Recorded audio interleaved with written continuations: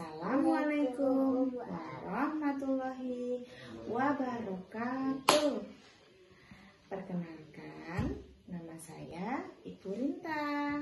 Ini Devan. Hari ini Ibu Rinta sama Devan mau mendongeng mengapa burung beo selalu menirukan suara. Dahulu kala, hewan-hewan di hutan bisa berbicara seperti manusia. Mereka bercakap-cakap, bekerja sambil bercakap, juga hidup rukun dan damai. Pada suatu hari, Ibu peri penjaga hutan mengumpulkan penghuni pindah. Ia berkata, "Anak-anakku, Sang Pencipta telah menciptakan makhluk baru. Namanya manusia. Sang Pencipta memutuskan bahwa manusialah yang akan berbicara dengan bahasa kita.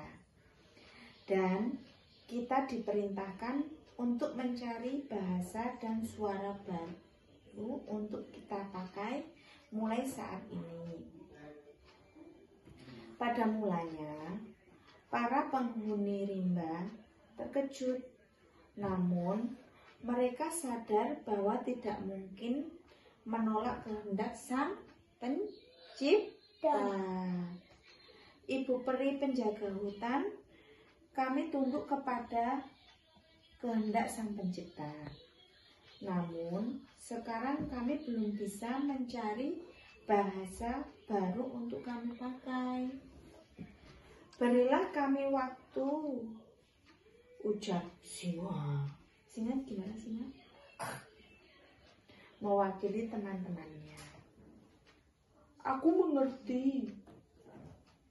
Kalian diberi waktu 1 minggu. Kalian akan berkumpul lagi di sini dan memberitahu padaku bahasa apa yang kalian pilih. Setelah itu, pakailah bahasa serta suara itu dan lupakan bahasa manusia. Maka pulanglah penduduk hutan ke tempat masing-masing. Mereka mulai berpikir keras untuk mencari suara yang gagah dan cocok untuk mereka masing-masing. Begitulah hari demi hari, penduduk hutan sibuk bersuara, mencari-cari suara yang akan mereka pakai selanjutnya. Singa yang telah dinobatkan sebagai raja hutan karena keberaniannya lebih dahulu memilih suara mengaum. Gimana suara mengaumnya? Aum, katanya dengan gagah memamerkan suaranya. Penduduk hutan yang lain senang mendengarnya. Mereka merasa suara itu pas benar dengan bentuk tubuh singa yang gagah. Akan tidak semua hewan senang mendengarnya. Burung beo yang usil malah menertawakan suara itu. Mirip orang sakit gigi. Cetus beo sambil tertawa terbahak-bahak. Singa sangat malu mendengarnya. Begitulah hari berganti hari, semuanya mencoba berbagai suara kecuali beo. Ia sibuk mengejek suara-suara yang berhasil ditemukan. Seperti suara pintu yang tidak diminati. Gimana, Dek? Ejek beo kepada jangkrik yang menemukan suara berderik. Lagi, tertawa lagi. Ku dengar nenek-nenek tertawa, ejeknya kepada kuda. Ban siapa yang bocor? Hahaha, ia menertawakan suara desis ular. Begitulah pekerjaan Beo setiap hari. Ia sibuk mengintip dan menertawakan penduduk hutan lainnya yang mencoba suara bang. Teman-temannya tidak dapat berbuat apa-apa. Mereka malu dan langsung menghindar dari Beo. Akan tetapi, Beo selalu berhasil menemukan dan menirukan suara mereka. Be, tirunya ketika melihat kambing. Gimana suara kambing, Dik? Be. Ngok, ngok, ngok. Tirunya ketika melihat suara babi. Tak terasa sudah 1 minggu, penduduk hutan harus berkumpul kembali untuk mengumumkan suara yang mereka pilih. Ibu peri penjaga hutan memanggil satu persatu. Beo saja yang masih saja tertawa. Ia pikir teman-temannya bodoh karena suara yang mereka temukan lucu-lucu.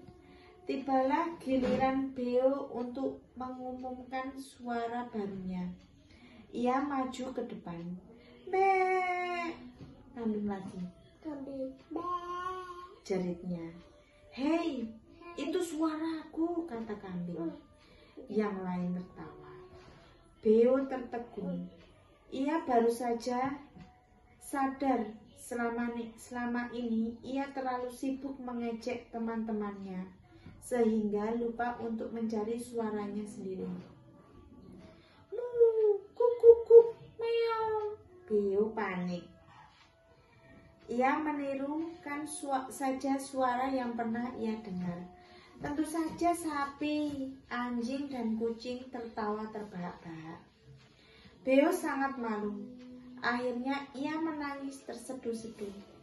Ia meminta maaf kepada teman-temannya. Gimana nangisnya? Dengan tersenyum, ibu peri penjaga hutan berkata, "Sudahlah, kamu akan tetap kuhadiahkan sebuah suara. Tapi sebagai pelajaran, kau akan tetap menirukan suara orang, sehingga kau akan ditertawakan selamanya." Begitulah riwayatnya mengapa burung beo selalu menirukan suara-suara. Sekian dulu dongeng dari kita. Assalamualaikum warahmatullahi wabarakatuh.